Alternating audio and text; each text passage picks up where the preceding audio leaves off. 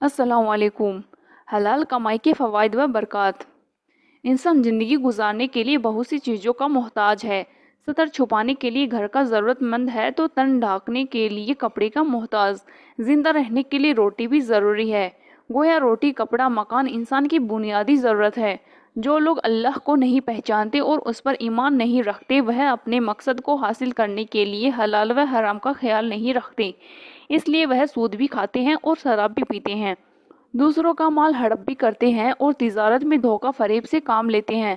لیکن جو لوگ ایمان والے ہیں ان کے لیے ہرگز جائز نہیں کہ وہ اپنی ضروریات کو پورا کرنے میں آزادانہ رویہ اختیار کرے۔ ان کے لیے حلال و پاکیزہ چیزوں کو اختیار کرنا اور حرام و ناجائز کاموں سے بچنا انتہائی ضروری ہے۔ خاص طور پر اپنی کمائی اور روزی میں اس بات کا خیال رکھنا بہت اہم ہے۔ ہر وقت یہ خیال رکھنا چاہیے کہ اپنے پیٹ میں حلال ہی لقمہ جائے، حرام لقمہ نہ جا سکے۔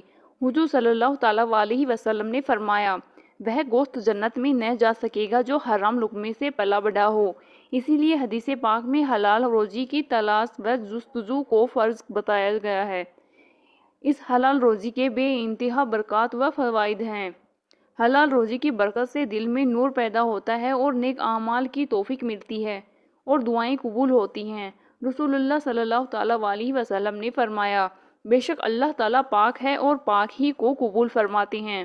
پھر فرمایا کہ یقیناً حلال کھانے کے بارے میں اللہ تعالیٰ نے پیغمبروں کو جو حکم فرمایا کہ رسولوں پاک چیزیں کھاؤ اور نیک کام کرو، وہی حکم مومنین کو بھی دیا کہ اے ایمان والو، جو پاک چیزیں ہم نے تم کو دی ہیں ان میں سے کھاؤ۔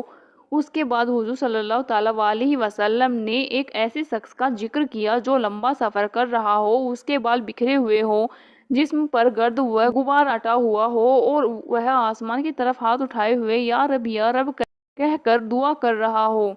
یہ شخص دعا تو کر رہا ہے اور حال یہ ہے کہ اس کا کھانا حرام ہے، پینا حرام ہے، پہننا حرام ہے اور اس کو حرام غذا دی گئی ہے، تو ان حالات میں اس کی دعا کیسے قبول ہوگی؟ مطلب یہ ہے کہ مسافر اور پریشان آدمی کی دعا قبول ہوتی ہے، مگر حرام کھانے پینے کی وجہ سے اس کی دعا رد کر دی جاتی ہے۔ آج بہت سے لوگ دعا قبول نہ ہونے کی شکایت کرتے ہیں۔ ان کو چاہیے کہ پہلے اپنا حال دیکھیں کہ کہیں حرام آمدنی کا استعمال تو نہیں ہو رہا ہے۔